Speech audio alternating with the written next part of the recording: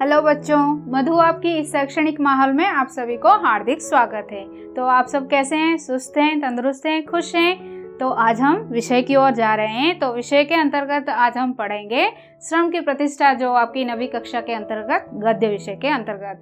तो उससे पहले मैं एक पंक्ति कहना चाहूंगी, करत करत अभ्यास जड़ मति होत सुजान। इसका अर्थ है अभ्यास के बल पर हम बहुत कुछ कर सकते हैं, जो नामुमकिन चीज है उसको हम मुमकिन बना सकते हैं। ठीक उसी तरह और एक पंक्ति कहना चाहूंगी, जो मेहनत करी उसका रेसा रहेगा, तू क्या सोचता है तू हमेशा रहेगा। यानी इस पंक्ति के संदर्भ में यह कहना चाहूंगी कि कर्म के बल पर व्यक्ति के व्यक्तित्व की प्रतिष्ठा होती है और कर्म ही व्यक्तित्व की पहचान है।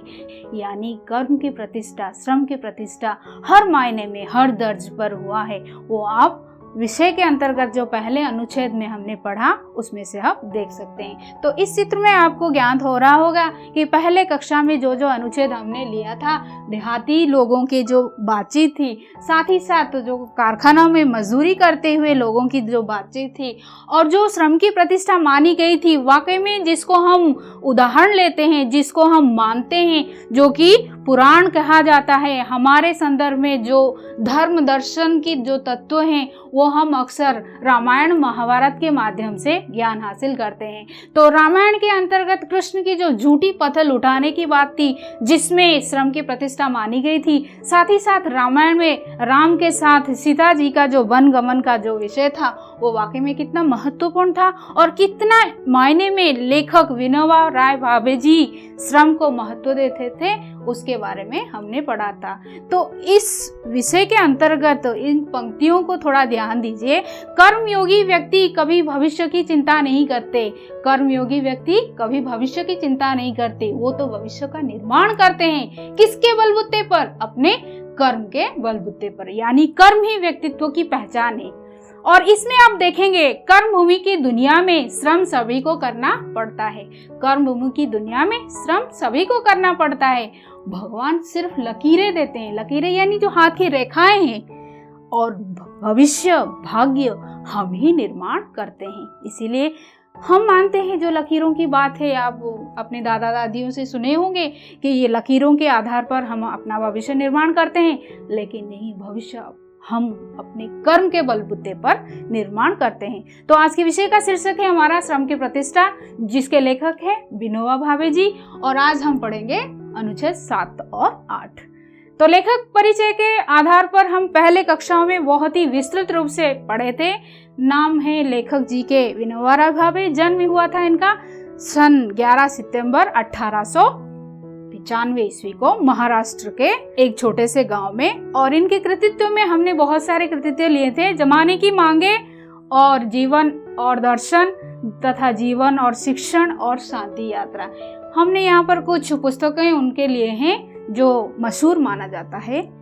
और आगे हम विषय की ओर आएंगे। तो विषय के अंतर्गत हम जो 7वां और 8वां अनुच्छेद लिए हैं, उसके अंतर्गत हम आज पढ़ेंगे, ज्ञानी तो खा सकते हैं, ज्ञानी तो खा सकते हैं और आशीर्वाद दे सकते हैं, काम नहीं कर सकते। यानी यहाँ पर श्रम की प्रतिष्ठा किस संदर्भ में हुआ है, आप थोड़ा सोचिए। अगर कोई सवेरे उठकर पीसता है तो वो ज्ञानी नहीं, मजदूर कहलाएगा। मजदूर जो मजदूरी करता है, श्रमिक।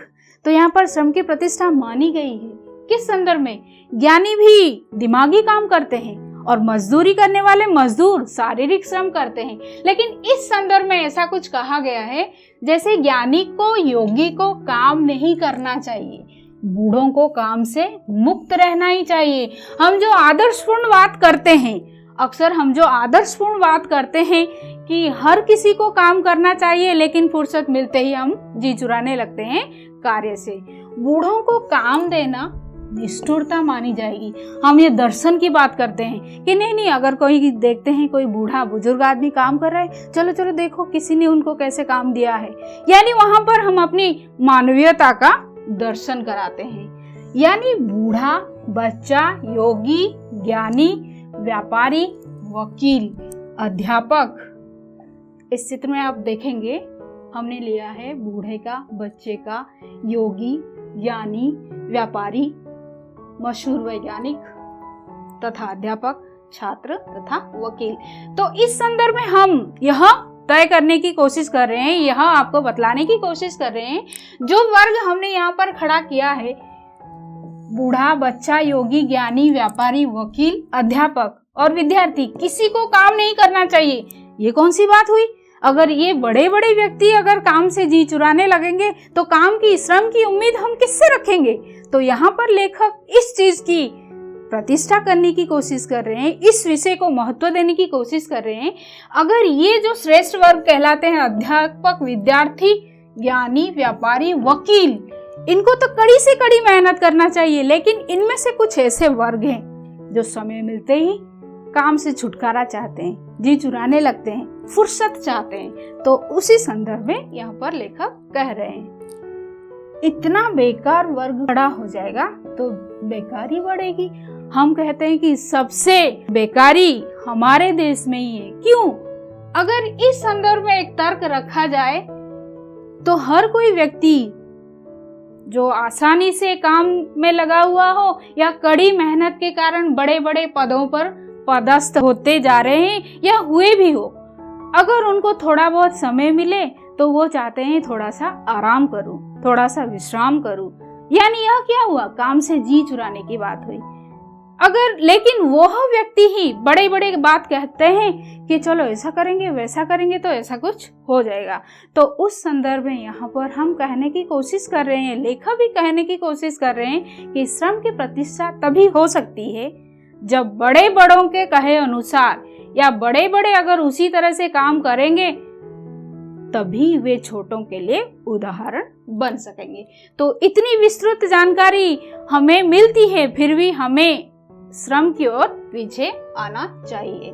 दूसरे वाक्य की ओर हम आगे बढ़ेंगे। दूसरे वाक्य में यहाँ पर लेखक कहते हैं, अगर ऐसा होता कि जो काम नहीं करता है वह खाता नहीं। यहाँ पर आप एक छोटे से विषय की ओर ध्यान दे सकते हैं। अक्सर घर में छोटे बड़े बच्चे होते हैं, छोटे बड़े के बीच अगर ऐसे थोड़ा सा खींचा खींची होती है, भाई बहन आपस में झगड़ने लगते हैं कि तू तो कुछ काम करती नहीं, खामखा क्यों बैठकर खाती रहती है, ये लाओ वो लाओ, ये स्वादिष्ट नहीं है, वो स्वादिष्ट नहीं है। उस संदर्भ में अगर हम ध्यान से बड़ों के हिसाब से एक तर्क रखें तो क्या होता है? अगर वो काम नहीं करते क्या इसका मतलब खाएंगे नहीं? अगर खाने की मांग रखते हैं तो हम कहते हैं तू तो कुछ काम करती नहीं लेकिन ज्यादा खाने की मांग करती है। तो यह हमारी घरेलू बातचीत है, आपस में बच्चों वाली बातचीत है, लेकिन उस संदर्भ में एक विशेष तत्व, गहन तत्व की यहाँ पर बात हो सकती है। तो अगर इस संदर्भ में हम लेते हैं तो वह अधिक खाने की मांग करता है। कौन? जो काम नहीं करते हैं। ऐसी समाज रचना जहाँ हुई है वहाँ मजदूर समझते हैं कि हमें काम करने से छुट्टी मिले तो अच्छा है। तो अगर ऐसा हर कोई चाहेगा, आज 1-2 दिन काम कर लिए, तीसरे दिन छुट्टी चाहिए। अगर उसी तरह से हर व्यक्ति चाहेंगे कि मुझे थोड़ा सा छूट चाहिए, ठीक उसी विषय की ओर यहाँ पर लेखक महत्वपूर्ण या महत्व दे रहे हैं। अगर ऐसा समाज जहाँ लाचारी से काम करता है, लाचारी से यानी मजबूरी से, इच्छा नहीं होगा लेकिन काम करना ही पड़ता होगा, तो उसमें कर्मयोगी हो ही नहीं सकते। अक्सर हम इस विषय में कर्मयोगी के बहुत से उदाहरण हमें मिल सकता है। तो पहले हमने रामायण महाभारत के तौर पर लिए, और जितने शारीरिक श्रम करने वाले मजदूर वे भी कर्मयोगी है, लेकिन जो वाकई में कर्म को योग मानते हैं उन्हें ही हम कर्मयोगी कहेंगे। ये आप देख रहे हैं कर्मयोगी की सर्वश्रेष्ठतम चित्र कौन है? भगवान श्री कृष्ण। और ये है हमारे महामहिम कौन है? अब्दुल कलाम जी, जो सर्वश्रेष्ठतम, श्रेष्ठ से भी हम अधिक इनका दर्जा ले सकते हैं। तो इसके आधार पर हमें यह ज्ञान होता है कि वाकई में कर्मयोगी किसे कहा जाता है, कौन कर्मयोगी कहलाने के योग्य होते हैं। तो उस संदर्भ में कर्मयोगी हम किसे कहें? तो जो काम टालते हैं, जो काम नहीं करते हैं, उनका जीवन धार्मिक नहीं होता। ये एक बहुत ही महत्वपूर्ण बात है बच्चों, आपको ध्यान रखना है। यह हमारे भावार्थ के तौर पर भी या व्याख्या या सप्रसंग सरलार्थ के तौर पर आपको प्रश्न भी आ सकते हैं। तो जो काम नहीं कर सकते हैं उनका जीवन धार्मिक होता ही नहीं। इस कारण अपने समाज में श्रम की प्रतिष्ठा नहीं है। यह आप महसूस भी कर सकते हैं, आप अपने घरेलू जीवन में भी किस तरह से कर्म की प्रतिष्ठा कहाँ कहाँ पर होती है। तो इस अनुच्छेद के दौरान थोड़े बहुत जटिल शब्द आए हैं, जैसे पीसना, पीसना यानी कड़ी मेहनत करना, निष्ठुरता यानी कठोरता, लाचारी यानी मजबूरी, बेबसी के कारण जो कार्य हम करते हैं उसको लाचारी, यानी अक्सर आप बच्चों को पढ़ाई के लिए इच्छा नहीं होगी और हम शिक्षक कहते हैं कि बच्चे ये करो वो करो, तब आप ना चाहने पर भी आपको करना है लेकिन आप करते हैं, तो उसको हम लाचारी कह सकते हैं। टालना यानी हटाना, आज नहीं करना है, कल करना है, कल नहीं करना है, परसों करना है। तो इस चित्र में आप ज्ञान कर सकते हैं, देख सकते हैं किस तरह से यह कर्म की हीनता यानी नाखुशी के साथ काम कर रहे हैं। यहाँ पर वो काम तो कर रहे हैं लेकिन निद्रास्त हो गए। तो इस विषय के विचार बिंदु के तौर पर हमने यह लिया कि वाकई में शारीरिक श्रम, दिमागी श्रम बहुत ही महत्वपूर्ण होते हैं, फिर भी उसके बावजूद भी दोनों की महत्ता यहाँ पर स्थापित किए गए हैं। दिमागी और शारीरिक श्रम अपने अपने काम की इज्जत बढ़ाती हैं, यानी शारीरिक श्रम करने वालों को, दिमागी श्रम करने वालों को दोनों आपस को महत्व देना चाहिए।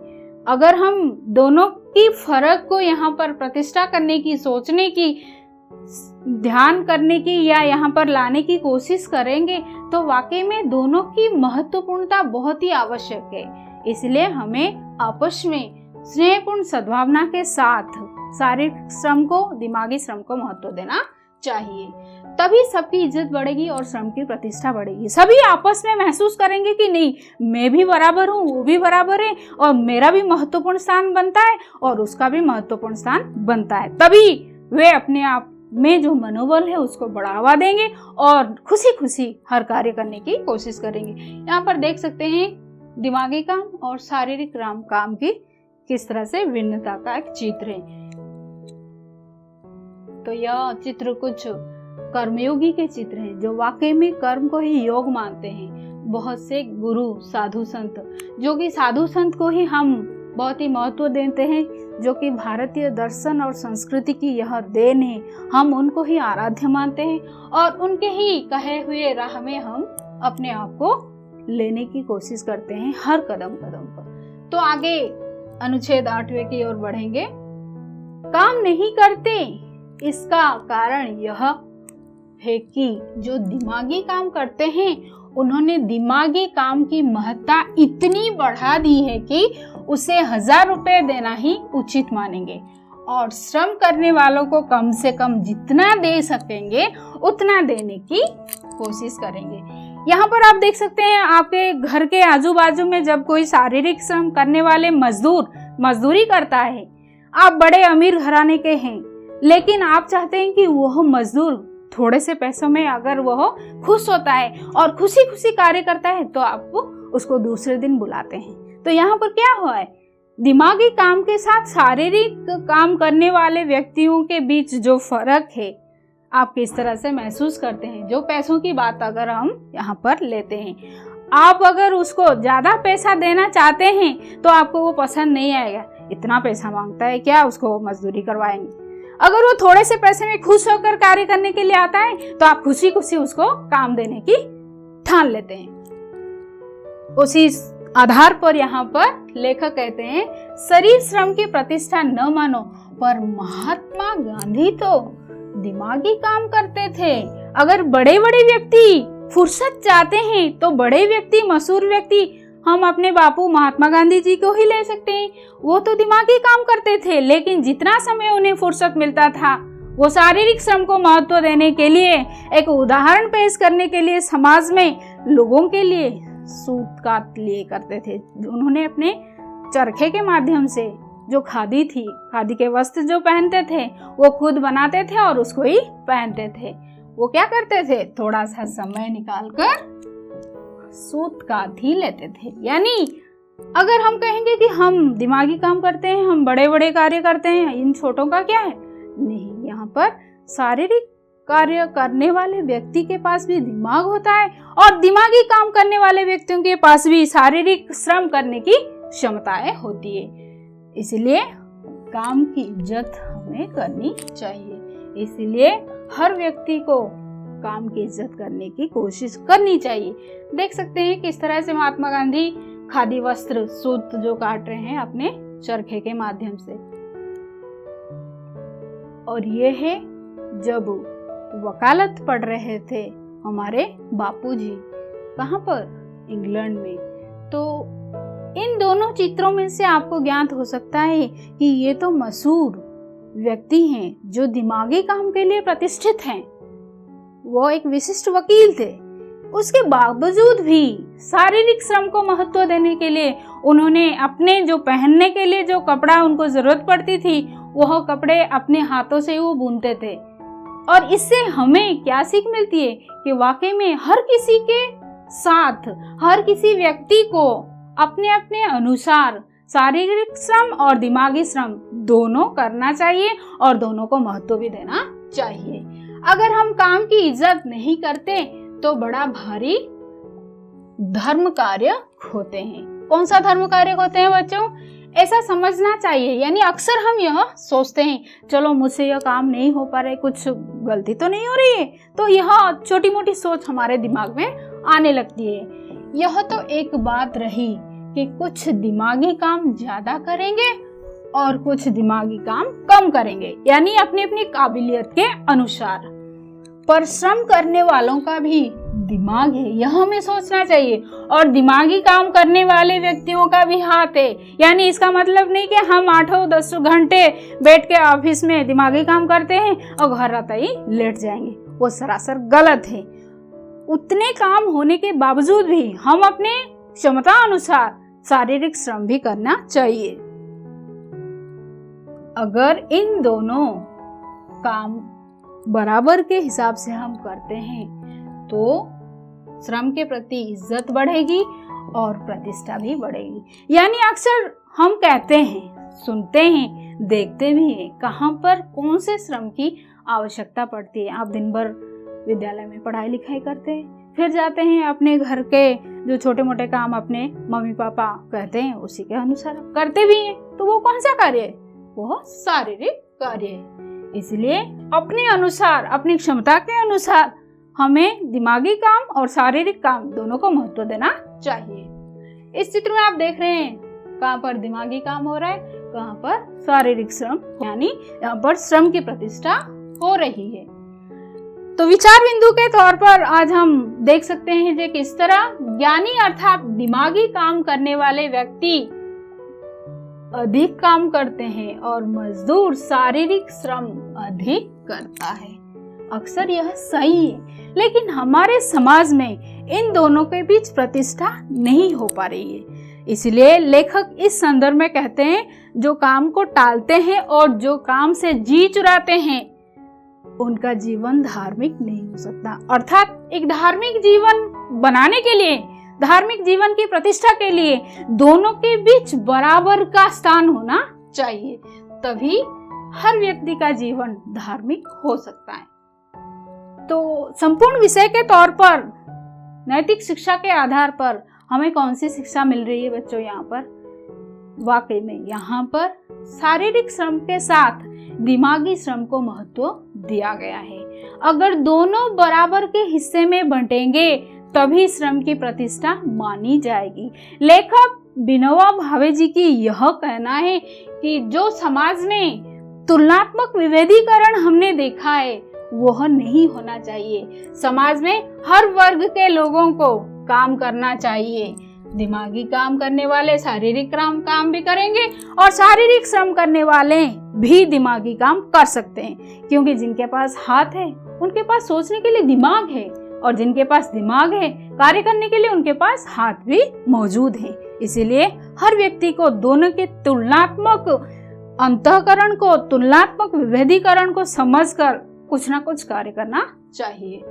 समाज में शारीरिक और दिमागी श्रम तथा मानसिक श्रम दोनों को महत्व देना चाहिए। अगर दोनों को महत्व देते हैं तभी समाज में सर्वांगीण विकास सिद्ध हो सकती है और देश की प्रगति हमारे ऊपर निर्भर है। अगर हम नागरिक ही आलसी बन जाएंगे तो समाज की प्रतिष्ठा कैसे होगी, श्रम की प्रतिष्ठा कैसे होगी। इसलिए दोनों को महत्व देते हुए हमें महत्वपूर्ण श्रम जो दिमागी और शारीरिक वह कार्य करेंगे। तो आज हमने प्रश्न उत्तर के आधार पर कुछ वस्तुनिष्ठ प्रश्न उत्तर लिए हैं। ज्ञानी बच्चों क्या नहीं कर सकते? शारीरिक श्रम नहीं कर सकते।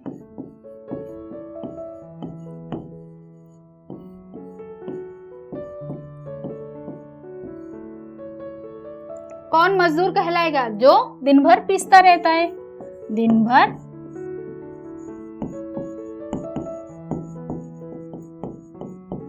पीसने वाले मजदूर।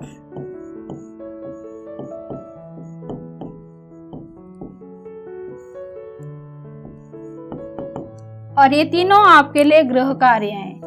पूरा विषय आपने विस्तृत रूप से सुना, इसलिए आप यह छोटे मोटे सवाल अपने कापियों में कीजिएगा। ये बहुत ही आसान है। कौन से श्रम की प्रतिष्ठा मानी गई है? दिमागी श्रम की। दिमागी काम कौन करते थे? महात्मा गांधी। और किसका जीवन धार्मिक नहीं होता? किसका जीवन धार्मिक नहीं होता? जो शारीरिक श्रम नहीं करते। इसलिए आप इन सवालों के जवाब अपने उत्तर पुस्तिका में लिख लीजिएगा। तो बच्चों, आज हम भाषा ज्ञान के प्रश्न के आधार पर कुछ प्रश्नोत्तर लिए हैं। इनका जवाब बहुत ही आसान है। तो प्रश्नोत्तर के दौरान एक भाषा ज्ञान के अंतर्गत रिक्त स्थानों की पूर्ति कीजिए। रिक्त यानी क्या है बच्चों? खाली। यहाँ पर खाली कुछ जो स्थान है आपको भरने हैं। काम की डैश करनी चाहिए। क्या करनी चाहिए? काम की इज्जत करनी चाहिए। अगर इज्जत करेंगे तभी हमारे अंदर की जो इच्छाएं हैं, वो जो मनोबल है वो बढ़ेगी। तभी हम संपूर्ण आग्रह के साथ कुछ कार्य करेंगे और वह सफल भी होकर रहेगी। इसीलिए हमें किसी भी तरह के कार्य को अनदेखा नहीं करनी चाहिए, बल्कि इज्जत करनी चाहिए। बूढ़ों को काम देना देश मानी जाएगी। एकदम सही बात, निष्ठुरता।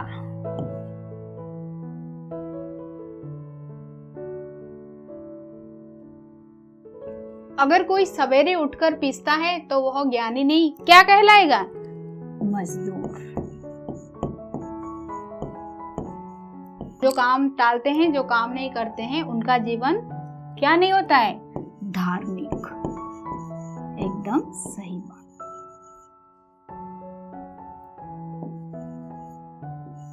ठीक है। अगले प्रश्न में महात्मा गांधी थोड़ा सा समय निकालकर दिन में डैश ही लेते थे। क्या करते थे महात्मा गांधी जी? चरखे में सूत काटते थे। क्यों काटते थे? अपने खादी का वस्त्र बनाने के लिए।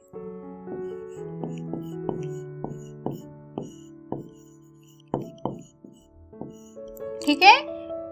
तो विषय के आधार पर जो हमने दोनों अनुच्छेद लिए थे, 7वां और 8वां, ये सारे के सारे आप पूर्ण धैर्यता के साथ सुनने के हेतु आपको बहुत बहुत धन्यवाद।